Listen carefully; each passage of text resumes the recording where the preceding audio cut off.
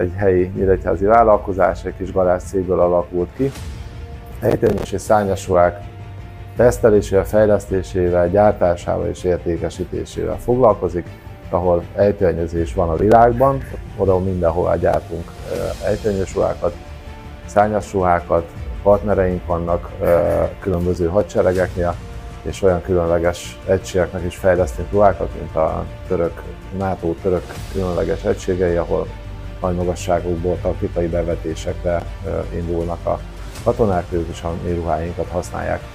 A kollektíva 100%-ban nyíregyházi, úgyhogy helyi munkavállalókat foglalkoztatunk, és helyi iskolákkal tartva a kapcsolatot, jelen pillanatban is tanulók tanulnak és dolgoznak nálunk az iskola végeztével, vagy ha nem a gyakorlati idejüket töltik itt, akkor diákmunkával tovább tudjuk őket foglalkoztatni, és lelkesen dolgoznak az értékesítésen, vagy a webshopnak a működtetésében.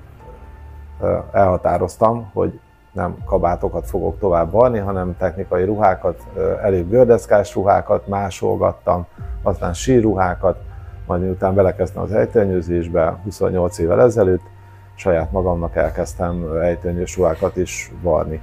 Az iskolában nagyon sok mindent tanultunk a szakma alapjairól, amit nagyon sokszor tudtam használni. Olyan egyedi ruhákat gyártunk, fejlesztünk és gyártunk a világ minden részére, ahol a vásárló Amerikából vagy éppen az Arab Emirátusokból rámegy a weboldalunkra, kiszínezi, akár a varázsszínűt ki, hozzáadja az olyan extra opciókat, amik mondjuk annál az ejtőernyős stílusnál fontosak, de akár saját dizájn művészi munkával, ilyen digitális művészi munkával saját dizájnt tudunk a ruhájára készíteni, amire más cég képes itt ebbe a piaci szegmensbe. Ez a kis tartó, ez a kis táska, ez egy Zero Waste projekt keretében készül. Van olyan anyagunk, amit nekünk fejleszt egy olyan olasz cég, aki amúgy titkos síugró ruha projekteken is dolgozik.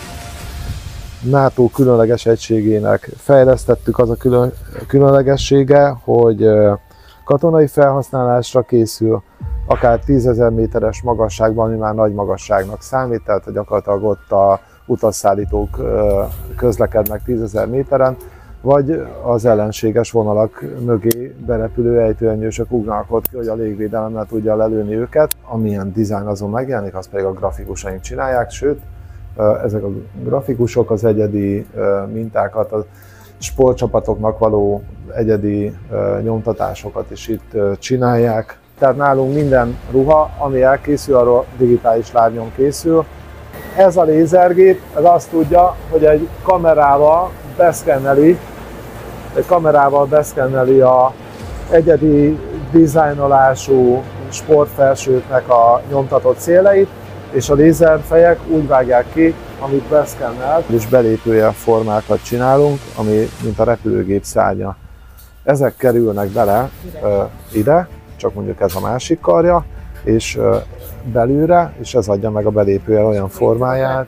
Igen, hát ő vagy ki, vagy le kell ugrani valahonnan.